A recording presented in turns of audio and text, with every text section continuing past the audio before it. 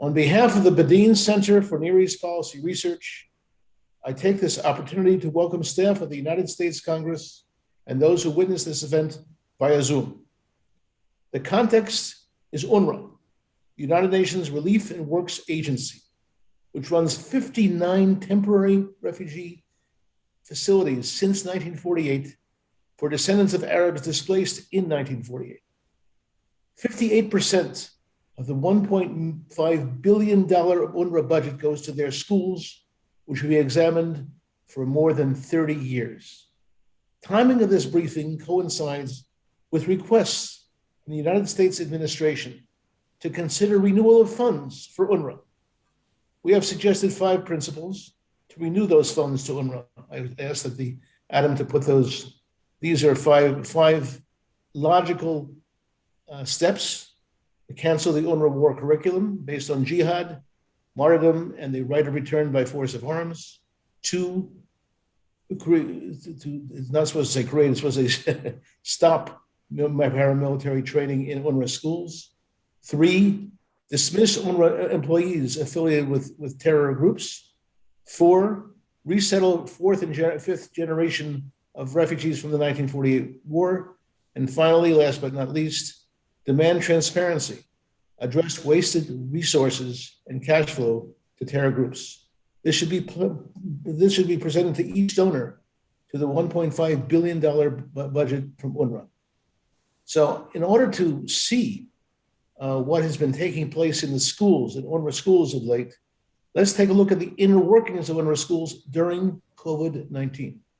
I'll ask Adam, our technical person, to run this film. It speaks for itself. And after the film, our expert on UNRWA education, Dr. Arnon Gross, will present the lethal texts used in the UNRWA schools. Thank you.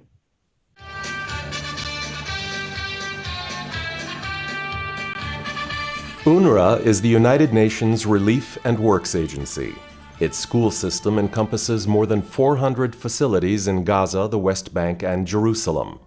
The system garners 58% of the $1.5 billion budget of UNRWA and proclaims that it educates refugee children to follow principles of nonviolence and conflict resolution in a peaceful manner.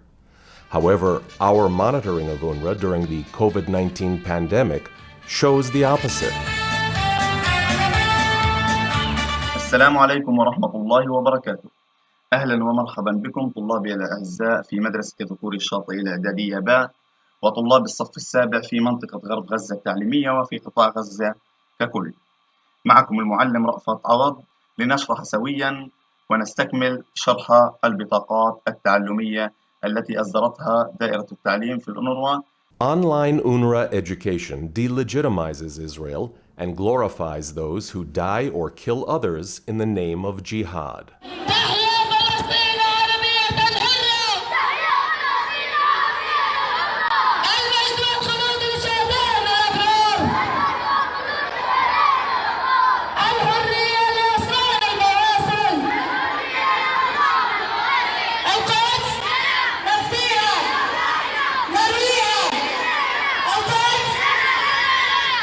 UNRWA presents Israel as a conquering power and colonial entity. The agency demands the right of return to pre-1948 Arab villages in what is now Israel. ثالثاً، الاستعمار الحديث الذي خضعت له فلسطين ولا زالت تخضع له لن يستطيع أحد أن يجيب إجابة خاطئة بالطبع. الاحتلال الصهيوني الغاشم. In other words, UNRWA indoctrinates the next generation for total war to replace Israel with a Palestinian state. Take, for example, the geography lesson taught by UNRWA teacher Rafat Awad. معنا خريطة أوضح لتضاريس فلسطين وبإمكانكم أن تروا أو تعددوا بعض المدن الساحلية الشهيرة في فلسطين، أشهرها مدينة عكا وحيفا وأيضا يافا. عنه في الخريطة هنا سهل مرج بن عامر بين جبال الكرمل وجبال جنين عن طريق الإنترنت، وتروا جمال هذا السهل الجميل جدا الذي يوجد في فلسطين، ولكن يمنعنا من رؤيته ومن التمتع بمنظره الجميل الاحتلال الصهيوني. He teaches from a school book that bears the UNRWA logo and presents maps that omit the State of Israel. أولا نحدد على خريطة فلسطين المدن التالية. مدينة القدس تقريبا في هذه المنطقة، مدينة غزة كلكم تعرفونها هنا، مدينة بئر السبع هنا في جنوب فلسطين. Such a map is not only an instrument to establish boundaries, it presents territorial demands that incorporate the right of return as the main weapon of delegitimization. مرحبا، أنا غزل أبو كلوك كي 3. اليوم سنتعرف على أسماء المدن الفلسطينية. القدس، صفد، حيفا، عسقلان. باي. أنا من السبت. أنا من يافا. أنا من فلوجة. أنا من المسجد. أنا من اللد. From here, the path to rebellion is a very short step indeed. تقدموا تقدموا، كل سماء فوقكم جهنم، وكل أرض تحتكم جهنم. تقدموا، يموت منا الطفل والشيخ ولا يستسلموا. The denigration of Israel as an enemy of Islam and the Palestinians is a motif that repeats itself in all school books and lessons in online UNRWA education. Here, a teacher explains the so-called intention of the Zionists to set the Al-Aqsa Mosque ablaze and destroy it. الهدف الثاني، يعلل الطالب إقدام الصهاينة على حرق المسجد الأقصى بتاريخ 21 آب 1969. رأينا إحراق المسجد الأقصى في عاصمة فلسطين القدس في دولة فلسطين. من الذي أحرق المسجد الأقصى؟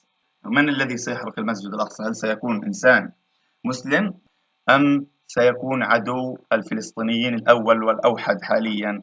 من؟ بالطبع هم الصهاينة خلف هذا الفعل وخلف هذا الحرق الذي تم للمسجد الأقصى. فنقول لماذا أقدم الصهاينة على حرق هذا المسجد أو أرسلوا هذا الجندي لحرق المسجد الأقصى؟ نرى أن السبب هو محاولة الاحتلال الصهيوني طمس المعالم الأثرية الإسلامية والتاريخية والعربية في فلسطين.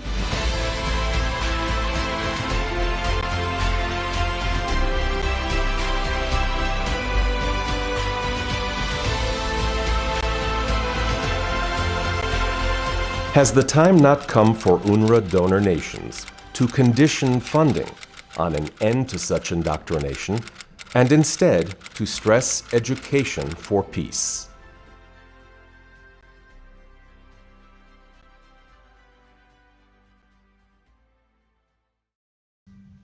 I would like now to take the opportunity to present Dr. Arnon Gross, who will introduce himself and his research. Dr. Gross. Thank you very much. Good afternoon, and thank you for attending this Zoom meeting. The film we have just seen has not come as a surprise to me. It is a direct result of the curriculum taught in UNRWA schools, which I have been studying for over 20 years. I'm a scholar of Middle Eastern Studies, holding a PhD degree from Princeton University. I'm also a retired journalist, having served for almost 40 years at Israel's Arabic radio station. Since the year 2000, I have been studying the attitude to the other and to peace in various Middle Eastern curricula, and have focused during the last 10 years on the Palestinian Authority school books. My following presentation deals with the latest batch of these books published in 2020, which are used in UNRWA schools in the West Bank, the Gaza Strip, and East Jerusalem, that take care of some 250,000 students in grades 1 to 10, who make up about a quarter of the Palestinian student body in those areas, in those grades. The use of these books is problematic, since they contain material negating UN values by delegitimizing the existence of the State of Israel, a full member of the United Nations organization, and demonizing both Israel and the Jews, and advocating a violent struggle for the liberation of Palestine in its entirety, rather than a peaceful solution and coexistence with Israel. Thus, UNRWA betrays its commitment as a UN agency to the UN values of neutrality and peace, and that should be borne in mind, in my opinion, among the donor nations. Let us look into some examples. Please, Adam. Let's first the legitimization. This is not incitement. The Palestinian Authority calls itself a state. The state of Palestine, conquered by, occupied, and you can see the full occupation. It's not restricted to the 1967 lines. You can see it over here, the state of Palestine. Next, please. Palestine is the only country in this region. As you can see here, it's a lesson called Palestine, Arab, and Muslim. And you can see for yourselves the country in one color, which is with the name Palestine next to it, and the Palestinian flag is found upon it. Next, please. A map of the Levant, and this is Palestine. Israel does not exist. Syria, Lebanon, Jordan, and Palestine. Next, please. The name Israel is omitted. Israel, they used to write in former books that Israel kills our children and so on, and now there is no Israel, only the Zionist occupation.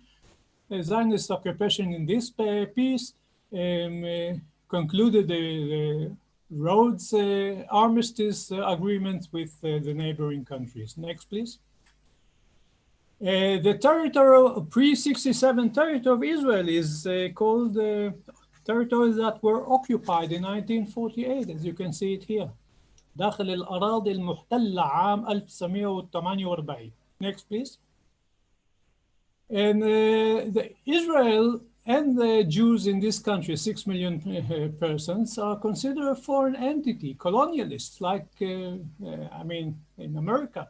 And the Palestinians are compared to the original, the American, Native Americans of the American continent. Next, please. The Jewish history is denied in this country. The occupier built for himself an artificial entity, and so on and so on. You can read it for yourselves. Legends, fantasies, and all archaeological artifacts actually are false, or they are not real, actually. So this is regarding Jewish history and archaeology in this country. Next, please. There are no Jewish holy places in the country. This is the Wailing Wall in Jerusalem is the Palestinian land and the Muslims' exclusive right. And just note that the Jews who are praying there, who pray there, are not seen in this picture, which is cut in purpose in this particular form. Next, please. Being foreigners in this country, the Jews are not considered legitimate inhabitants. Tel Aviv is not here. You can see Jaffa here. No Netanya, no Hadera, no Herzliya, no Rishon LeZion, nothing. And if they put in a certain Jewish city like Eilat, they call it by the desolate name, the desolate place it was later built, al-Rashash. Next, please. Hebrew is obliterated, I mean, erased from a British mandate coin. You can see the original over here, Palestina I, 1927. It's erased. It's a math book. Next, please. Jerusalem was founded by Arabs, and it's holy and sacred to Muslims and Christians. Jews are not involved, according to Palestinian textbooks. It's grade 3 textbook. Next. And you can see the huge gap between the Jebusites, I mean, like 1000 BC, and the Romans, 0, I mean, 1 AD. A huge gap of 1,000 years, which is Jewish history in that city. Next, please. Demonization. You can see demonization by way of self-victimization, a letter of a Palestinian girl to children of the world. They have murdered my childhood, they slaughtered my childhood, they hid the sun, spread darkness, and so on and so on. Victimization, pure victimization. Next, please. And they are accused, Zionists are accused of genocidal intentions against the Palestinians. Now, genocide is something very visible. You have a certain population and there it's gone. For example, there were Armenians in Eastern Anatolia in 1914, and they number in a way that they were entitled to send 15 deputies to the Ottoman parliament. In 1916, there were none. Palestinians in mandatory Palestine numbered 1,300,000 persons. And they are numbered today about, they say 8 million, 9 million people. Where is the genocide? Next, please. Jews are demonized as infidels and devil aids. أين الفوارس للأقصى تحرره من قبضة الكفر من أعوان شيطان. Next, please. And they are demonized outside the context of the conflict as enemies of Prophet Muhammad, which is enough in a traditional society like the Palestinian to make them eternal enemies of Islam and the Palestinian and all Muslims, actually. And there are attributed traits such as treachery and cunning and so whatsoever. Next, please. Jews are portrayed of God's prophets, and by extension of enemies of God himself.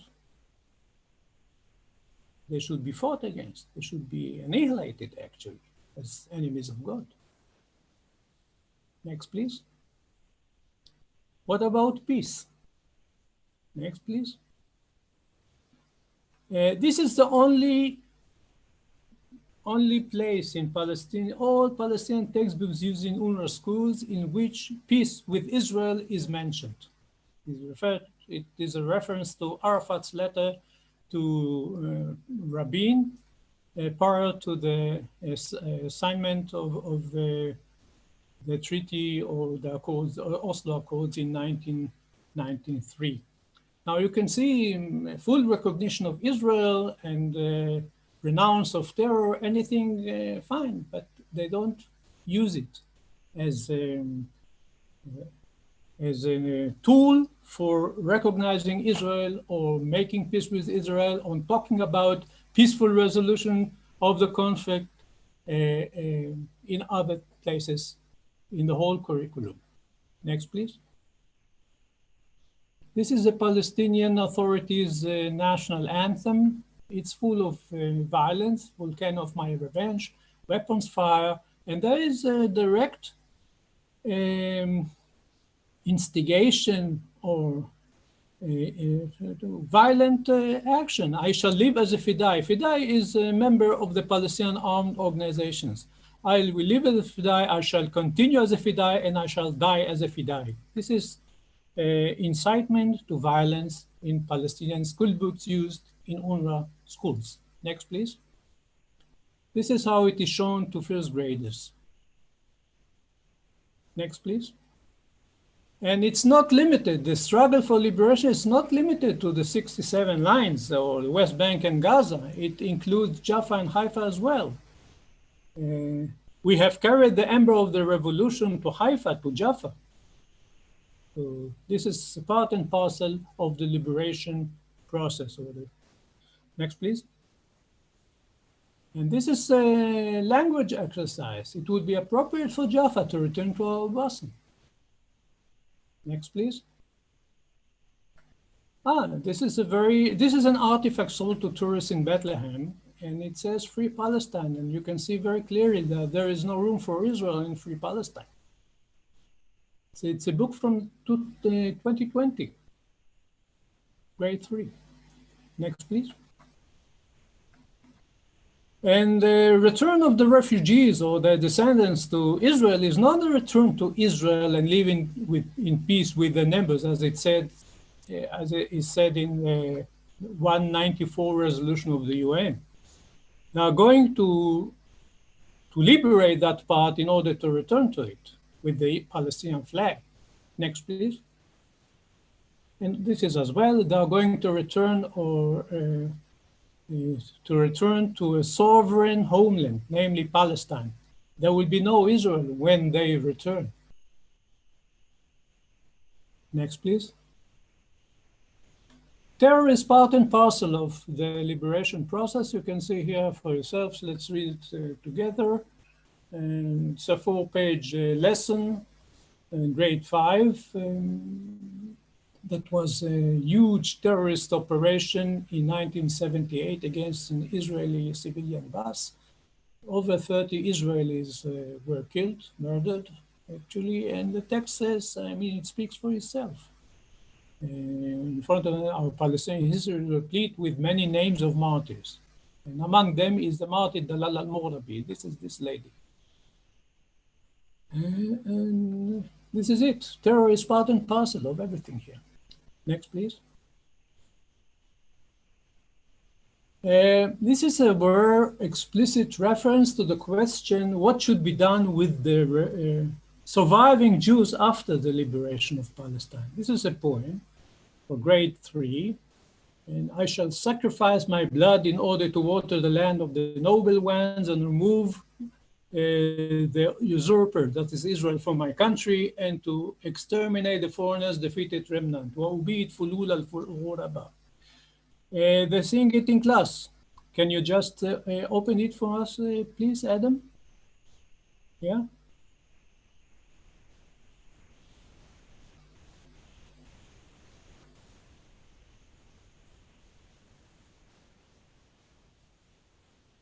Is it? I can't see anything.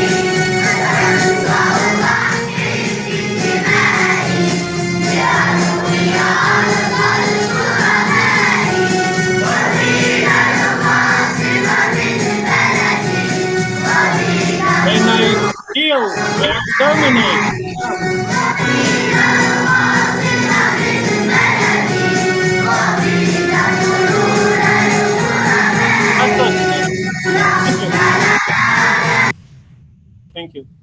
You saw it for yourself. Can I return to my Adam?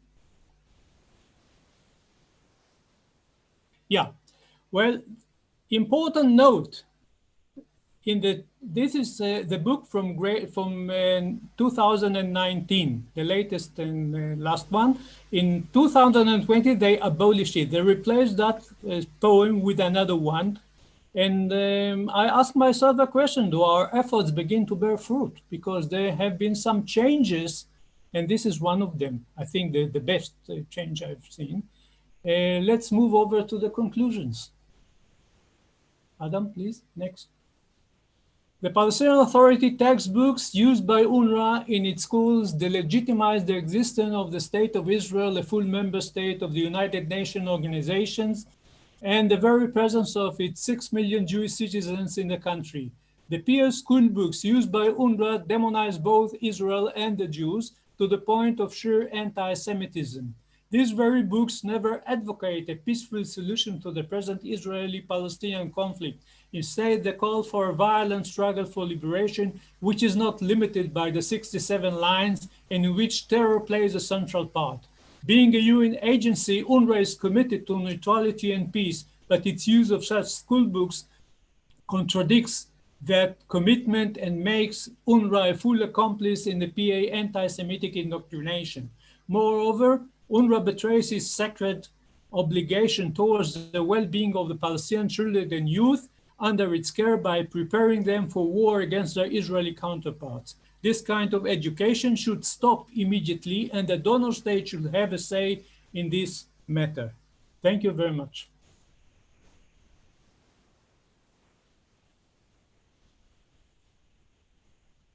Thank you, Dr. Arnon Gross. And it's very important to understand the implications of what Dr. Gross is saying. It's the donor nations that make these decisions. Our agency has had 6 meetings with the Office of the Secretary General of the United Nations, who defers to the donor nations. And if the United States again becomes a donor nation, it speaks for itself. I'd like to introduce another expert, Jonathan Halevi, who will speak for himself and introduce himself. Please, Dr. Halevi. Hi, my name is Jonathan Halevi. I'm a retired lieutenant colonel in the IDF. Used to work with the Israeli intelligence, military intelligence for almost 20 years. After I retired, I continued to do intensive research on the Palestinian affairs and also Islamic radicalism in the Middle East and in North America, and specifically in Canada. I've been doing research and gathering information on UNRWA and Hamas influence in UNRWA schools. And these findings about the schools and the indoctrination in these schools in the Gaza Strip it does not come in surprise to anyone. Hamas, with its organizations, work freely in UNRWA schools in the Gaza Strip. And we can even say that Hamas took over of these organizations from within with its staff, with people who affiliated with Hamas. Just a very glaring example for that, it's one of the leading members of the employees sector in UNRWA schools, who used to be the head of the Arab Employees Union for many years. In the 2 years ago, he was elected to a member of the political bureau of Hamas, which is the leadership of Hamas in the Gaza Strip and elsewhere. So, and we in our research found that there are some of the leading members of the UNRWA, in UNRWA schools, employees in UNRWA schools, like principals and educators, etc., were affiliated and even members of terrorist organizations, including Hamas, the Islamic Jihad, and the Popular Committees and other Palestinian terrorist organizations. The position taken by the sector, the employees sector union of UNRWA in Gaza, UNRWA schools in Gaza, is taking very harsh position against Israel and publicly support the jihad and the armed struggle against Israel to liberate Palestine. And when they say Palestine, they mean the entire state of Israel. And also we could find statements against the Jews, anti-Semitic statement on the social media. Hamas is operating freely in UNRWA schools, and that's being accomplished by what is called in Arabic Al-Qutla Al-Islamiyya, which is the Islamic bloc.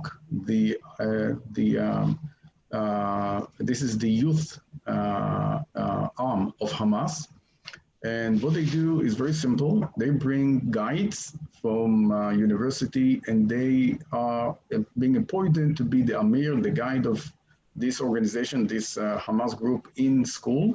They organize and mobilize the students And the pattern is repeat itself. They organizing activities with the students, and the end goal is to bring them to the mosque to pledge allegiance to the Muslim Brotherhood movement, and later to Hamas. They become activists with Hamas.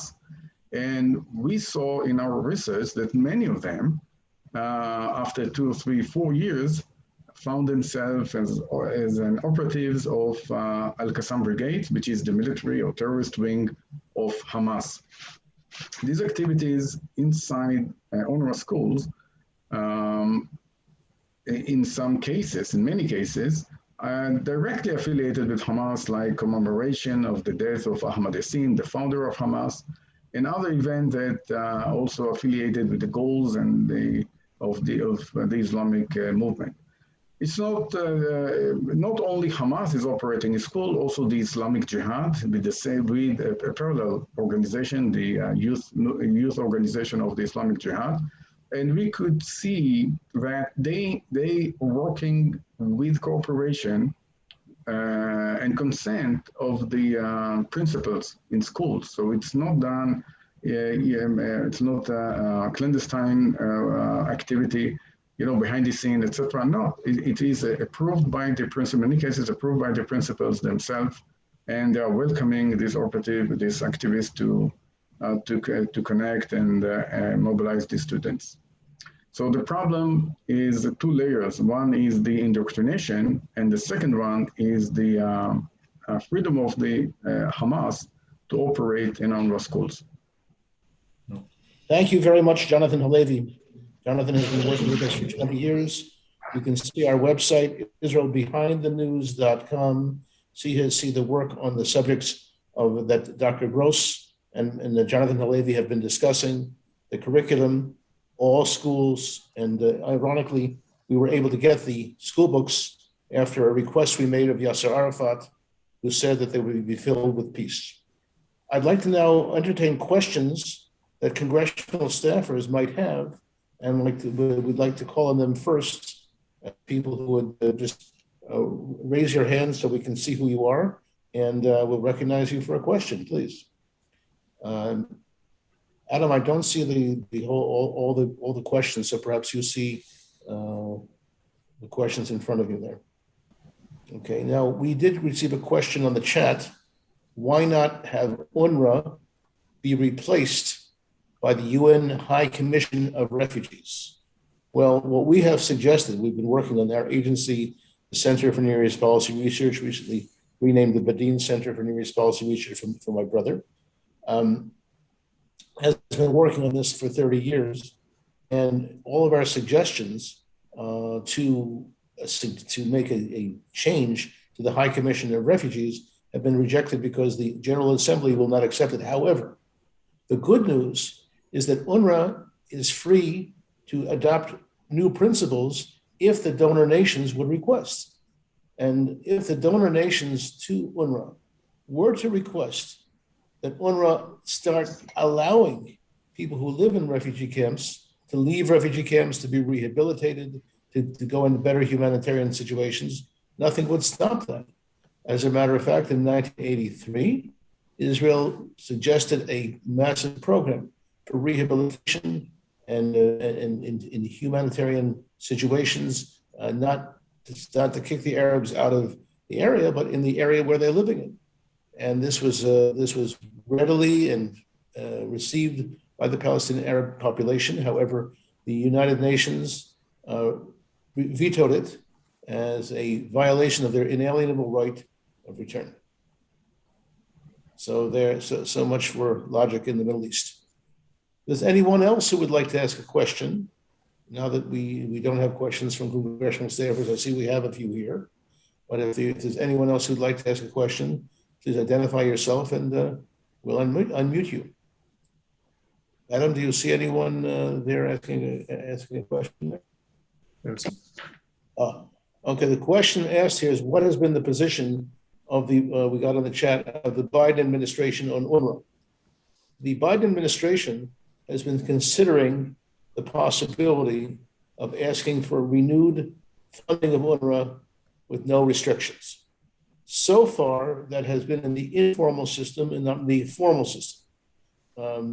Now, another question that was asked, with the Abraham Accords, is there an opportunity to work with the UAE, United Arab Emirates, on this?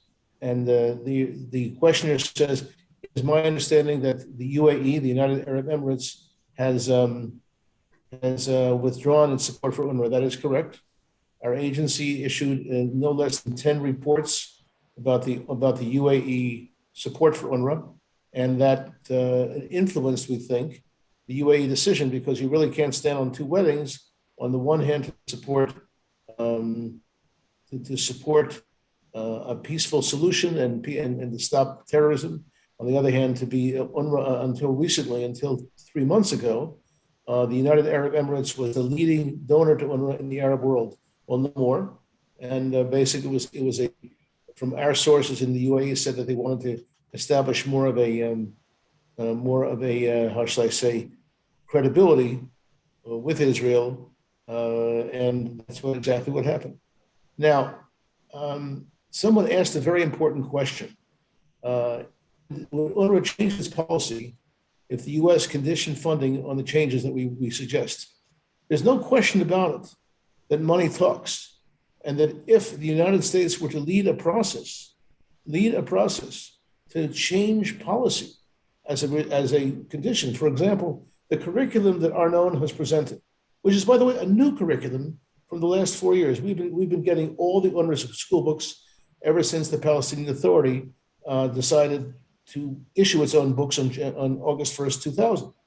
And there was a wish that it would go even further, but it has gone further in the opposite direction of peace.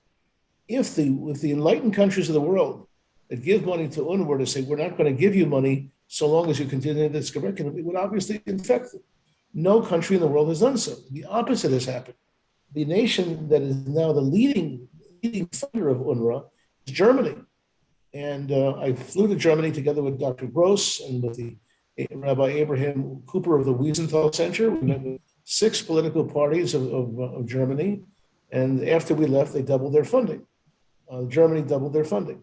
I don't see any Jewish or non-Jewish organization standing up to Germany and saying, 76 years after Auschwitz, is this the kind of education you're supporting? And again, supporting it with no restrictions. Now, someone else sent in a question. There have been reports that European countries and Arab countries are cutting their support to UNRWA. We haven't seen any documentation of such. There have been discussions in the European Parliament, but not in the European Union. They must distinguish between the European Parliament, which is a parliament for free discussion and very sympathetic to this issue, but the European Union is now the number 3 supporter of UNRWA after Germany and the UK.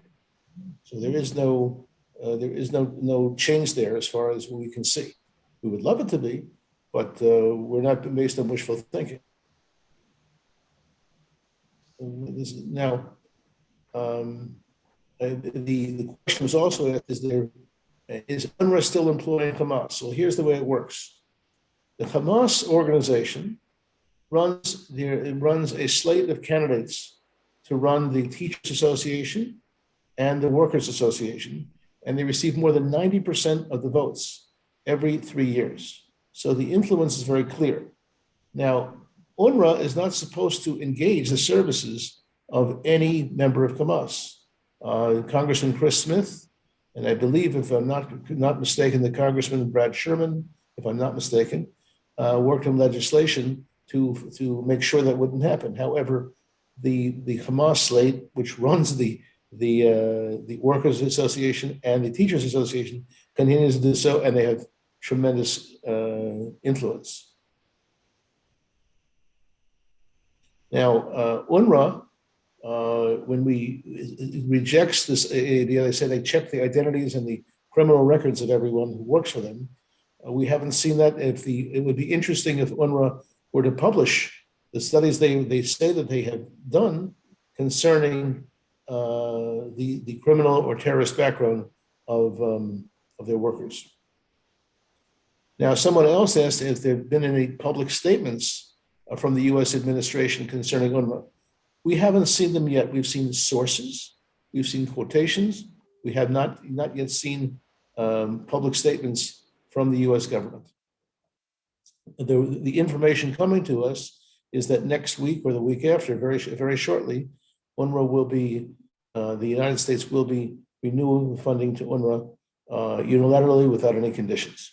The purpose of our coming to Washington, even virtually, is to raise this issue. And by the way, so I just got another question. Why don't you just abandon UNRWA or abolish UNRWA? Well, you can't abolish UNRWA because UNRWA is beholden to the United Nations General Assembly. What you can do is to ask the donor nations to add conditions. Let me repeat the conditions that were suggested are: one, and these are policy conditions. Make sure that there's no military training in the schools. Two, that the curriculum be set aside. And this is a new curriculum. Three, that people who want to leave UNRWA camps, who are stuck there, 82% of the people in Gaza live in these UNRWA camps, and they live there under duress. They cannot leave those camps. And last but not least, there could be a peace education. You know that there are at least 5 peace education programs suggested by Palestinian Arabs, independent of the Palestinian Authority, but they're not allowed to be implemented. And that is a very serious issue. So these are conditions that the U.S. could place for their aid.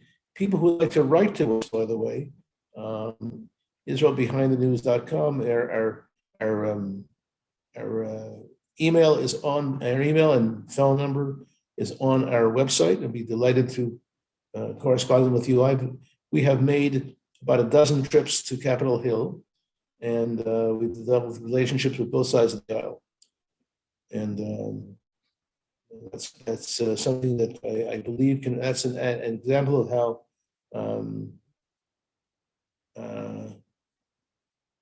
how democracy can work.